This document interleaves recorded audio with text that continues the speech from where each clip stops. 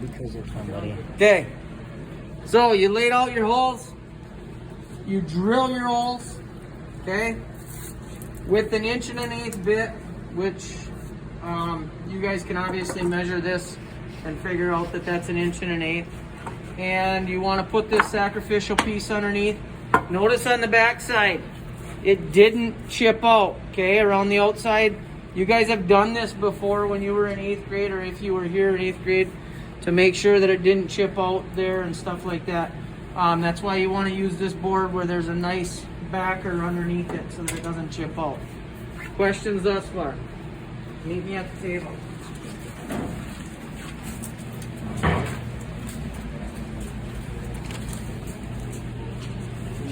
Thank you.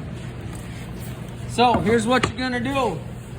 Does anybody know what it means to be tangent?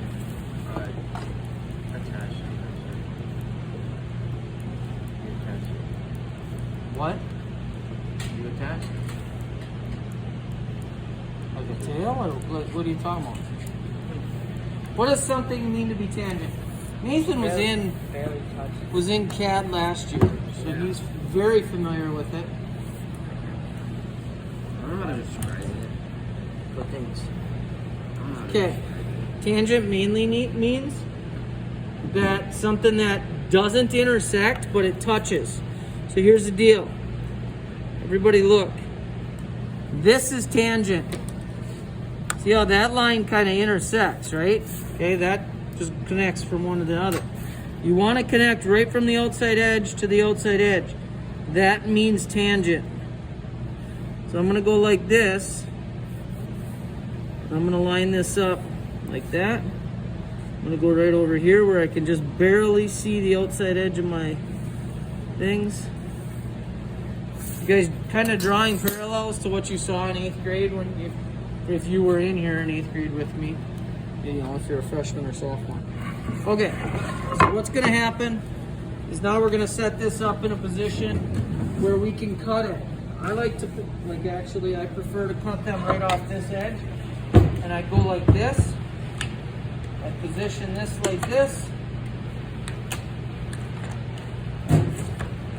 Position this one over here.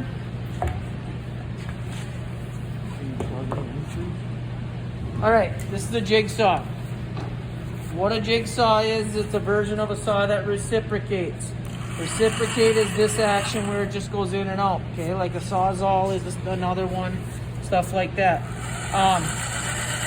It's a variable trigger. You pull it harder, it's gonna go a little faster. There's a knob on here that allows it to, right now it's set as low as it can go. You usually want to be somewhere in the middle ground, okay? When you're cutting with a jigsaw, you want to not push very hard and let the saw cut, and you're going to cut in a slow manner. The other thing is, when you push, you're going to cut. When you get right to here, there's going to be no resistance anymore. Be sure to keep that in mind. If you're pushing against this, you're going to get to here and it's like nothing there, and you're going to fall through and you're going to wind up hitting this back edge. I've seen it happen often. Please don't let that be you. Make sure, I'm going to stop halfway and I'll show you.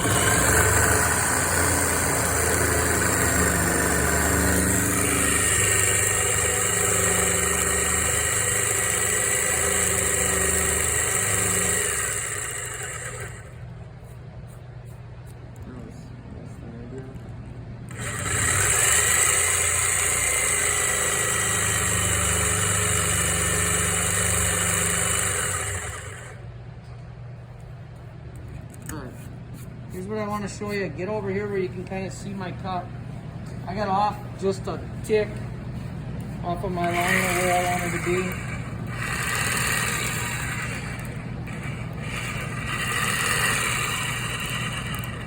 Still trying to adjust.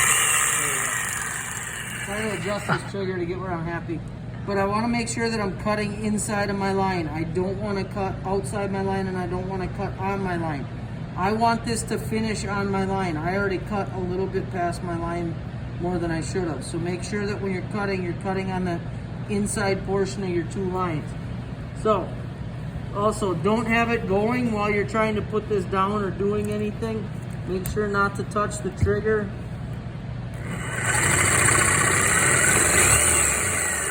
Alright. So now what I want to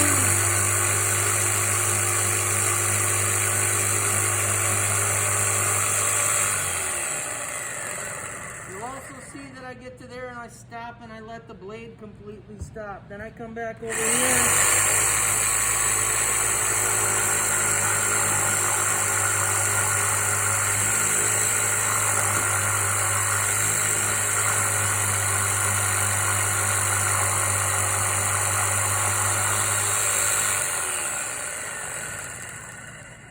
Questions? That's your handle, ladies and gents. Anything? Speak now or forever hold your peace. Ready, set, go.